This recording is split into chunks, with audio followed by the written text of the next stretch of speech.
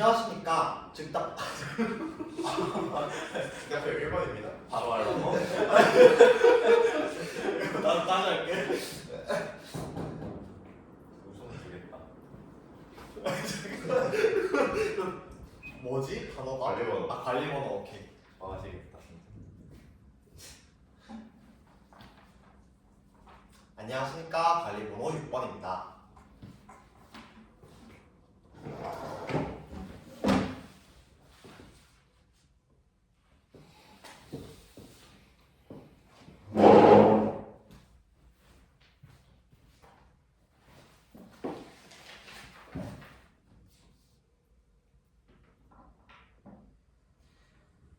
관리번호 6번 시작하도록 하겠습니다.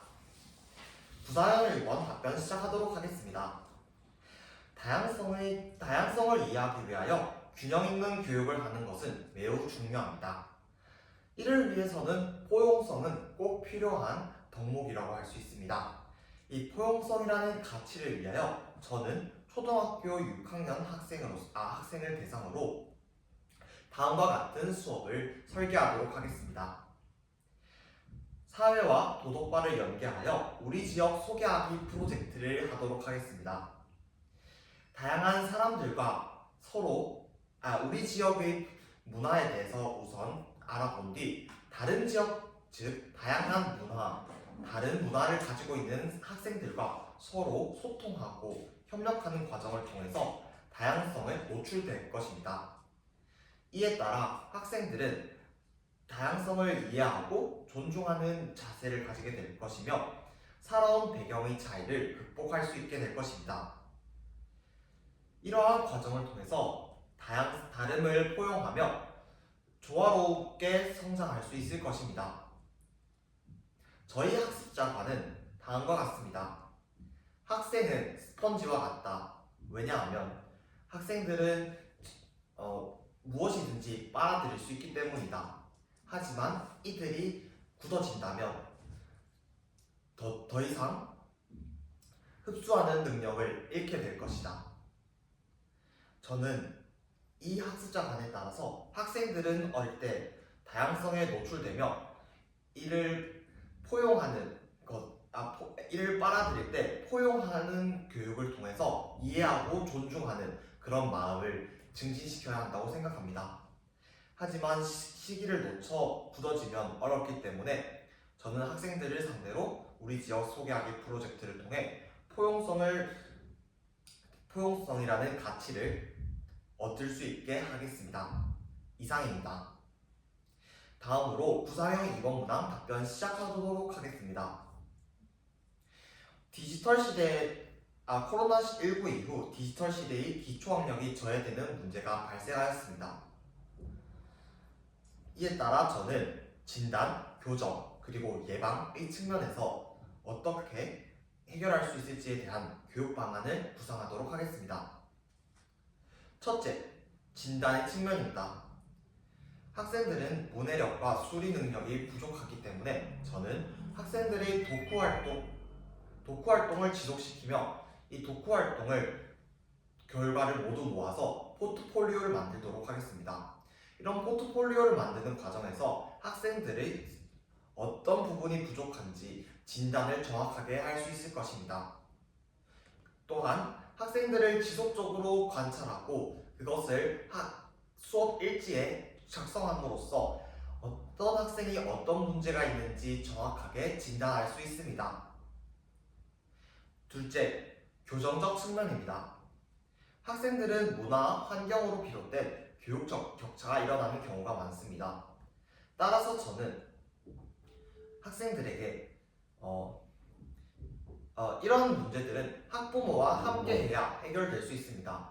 따라서 학부모에게 올바른 가이드라인을 제공해주고 이러한 가이드라인을 통해서 학부모는 학생들에게 어떤 국어교육, 어떤 수리교육을 해야 할지에 대해서 가정에서의 학부모의 역할을 알려주도록 하겠습니다. 또한 학생들에게 지속적인 상담을 통해서 정서적 문제가 일어나지 않도록 하도록 하겠습니다. 이러한 방법으로 학생들은 자신감을 얻을 수 있을 것이며 학습 격차 또는 기초학력 부족이라는 문제에서 벗어날 수 있을 것입니다. 셋째, 예방적 측면입니다. 학생들에게 학습 AI 챗봇을 활용하는 방안에 대해서 알려주도록 하겠습니다. 학습 AI 챗봇은 학생들이 수준을 진단 그리고 그에 맞춤형 자료를 제공해 줄 뿐만 아니라 학생들이 궁금해하는 문제까지 전부 다 알려줍니다. 즉 교사가 학생들을 확인할 수 없는 때도 학생들을 확인할 수 없을 때도 시공간을 초월하여 학생들에게 필요한 정보와 자료를 제공해주며 적재적소에 알맞은 정보를 제공하기 때문에 저는 학생들에게 학습 AI 챗봇을 활용할 수 있도록 도움을 주도록 하겠습니다. 이러한 방법으로 학생들은 디지털 시대의 기초학력이 저하되는 문제를 해결할 수 있을 것입니다. 감사합니다. 이상입니다. 다음으로 부사형 3번 답변 시작하도록 하겠습니다. 경기교육에서는 기본 인성과 기초 역량을 매우 중요시합니다. 따라서 저는 담임교사로서 기본 인성 교육을 강화하기 위한 실천 방안을 교육과정의 측면과 학교생활 지도 측면에서 말씀드리도록 하겠습니다. 우선 교육과정의 측면입니다. 학생들에게 다양성을 제공하기 위해서 수업 자료로서 다양한 국가 또는 세계 시민으로서 어떤 행동을 해야 할 것인지에 대해서 지속적으로 학생들에게 동기 유발 시 설명을 하도록 하겠습니다. 이렇게 반복되는 다양성에 대한 노출 그리고 이해에 대한 마음가짐으로써 학생들은 다양한 국가 그리고 다른 세계 시민으로서의 역할에 대해서 한 번 더 생각하게 될 것이며 이런 방법으로 기본 인성을 증진시킬 수 있을 것입니다. 둘째, 학생들이 수준에 맞는 학습을 하도록 하겠습니다. 도덕과 수업에서는 저학년인 경우에는 학생들에게 도덕적 용어에 초점을 맞추어 학습을 하도록 하게 하고 고학년인 경우에는 도덕적 규범을 학생들이 직접 이야기하도록 진술하도록 수업을 하게 합니다. 따라서 저는 이 학년에 맞추어서 학생들의 수준에 맞추어서 기본 인성을 함양하도록 저학년인 같은 경우에는 학생들에게 덕목을 알려주고 고학년인 같은 경우에는 직접 진술하게 함으로써 이에 맞는 탐구형 질문을 학생들에게 제공함으로써 학생들이 수준에 맞게 기본 인성을 교육하도록 하겠습니다. 다음으로 학생 지도, 생활 지도 측면입니다. 학급 인성 브랜드를 통해서 첫째, 학급 인성 브랜드를 만드는 것입니다. 학생들이 주도적으로 학급 인성 브랜드를 만듦으로써 이것을 학급 게시판 또는 학교 칠판에 붙여놓음으로써 학생들은 늘 상기시킬 수 있습니다. 이렇게 반복하여 학생들이 늘 상기시킴으로써 학생들은 기본 인성을 증진시킬 수 있을 것입니다. 둘째, 학급 규칙을 함께 제정하는 것입니다.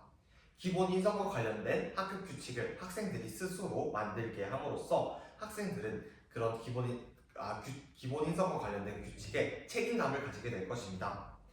이런 과정을 통해서 학생들은 자신이 늘 지킬 수 있도록 노력할 것이며 따라서 기본 인성을 향상시키는 결과를 가져올 것입니다. 이상입니다. 다음으로 즉답형 1번과 관련하여 잠시 제 생각을 정리한 뒤 답변하도록 하겠습니다.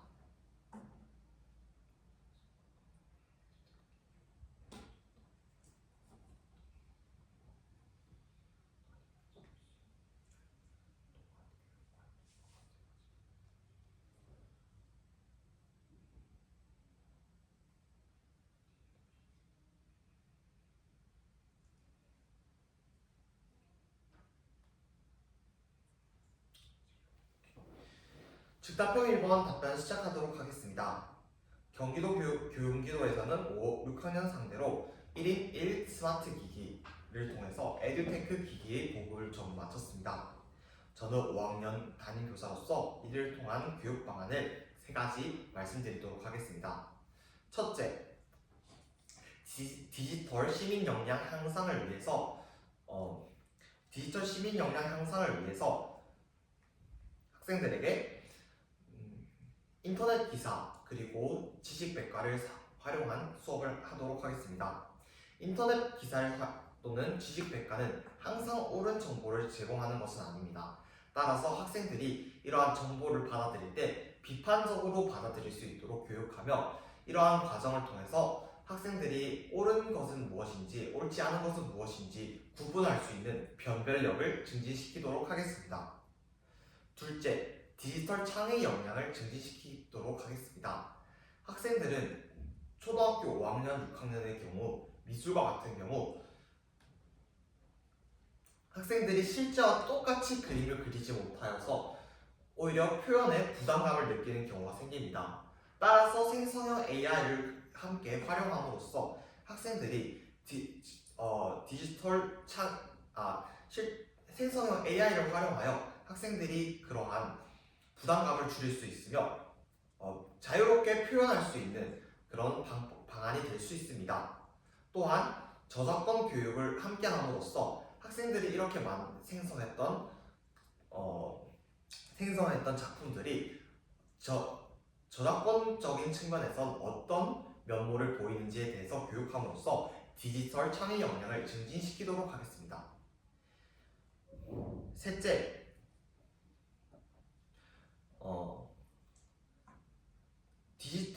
에듀테크를 활용한 역사 교육입니다. 학생들은 초등학교 5학년 사회과 교과 같은 경우에는 역사 교육을 합니다. 하지만 역사 교육을 할 때는 직접 눈앞에서 펼쳐질 경우 학생들에게는 더더욱 실감나게 역사를 받아들일 수 있게 될 것입니다. 구체적 조작기인 만큼 학생들에게 VR 체험 또는 AR을 사용하여 직접 눈앞에서 펼쳐지는 듯한 그런 역사를 체험함으로써 학생들은 역사 교육을 조금 더 주도적으로 그리고 흥미있게 할 수 있을 것입니다. 이상입니다. 다음으로 즉답형 2번과 관련하여 잠시 제 생각을 정리한 뒤 답변하도록 하겠습니다.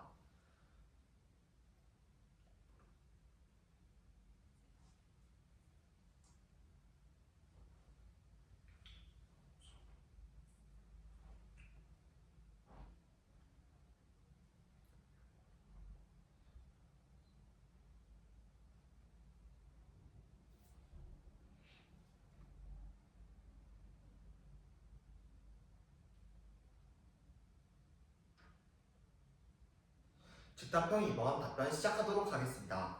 코로나 이후 학생들은 혼자 있는 시간이 많아짐으로써 불안과 우울증이 증가하였습니다. 이러한 문제를 해결하기 위한 학급 교육과정 활동을 3가지 말씀드리도록 하겠습니다. 첫째, 또래 간 관계를 맺는 것을 어려워하고 또래 간 상호작용이 줄어듦에 따라서 저는 피라미드 토의를 활용하도록 하겠습니다. 바로바로 학생들과 이야기하기는 어려울 수 있습니다. 따라서 짝, 모두, 이어서 반전체까지 학생들이 한 번씩 발언권을 얻어서 이야기함으로써 학생 또래 간 상호작용의 기회가 늘어날 수 있을 것입니다. 이에 따라서 학생들은 말을 하지 않는 학생들이 더욱더 말을 하지 않는 그러한 문제들을 해결할 수 있으며 상호작용의 증진됨에 따라서 학생들은 서로의 관계를 증진시킬 수 있을 것입니다. 둘째, 사회성 하락의 문제를 해결하도록 하겠습니다. 학생들은 바깥 활동보다 집에 있는 것을 선호함으로써 다시 답변 드리도록 하겠습니다. 둘째, 바깥 활동보다 집에 있는 것을 선호하는 학생들의 사회성 하락 문제를 해결하도록 하겠습니다.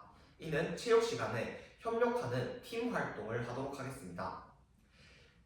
TGT 또는 STAD 모형을 활용하여 학생들이 팀 간 협력을 하게 하고 이러한 협동을 하면서 공통의 목표를 달성함으로써 바깥 활동에 대한 즐거움을 느낄 수 있게 될 것입니다. 이러한 방법으로 학생들은 움직임으로써 우울증이 줄어들 수 있을 것입니다. 셋째, 스마트 기기 과의존으로서의 생활 관리의 어려움 측면입니다. 학생들은 스마트 기기 과의존과 생활 기기 관리의 어려움을 해결하기 위해서 실과 교과에서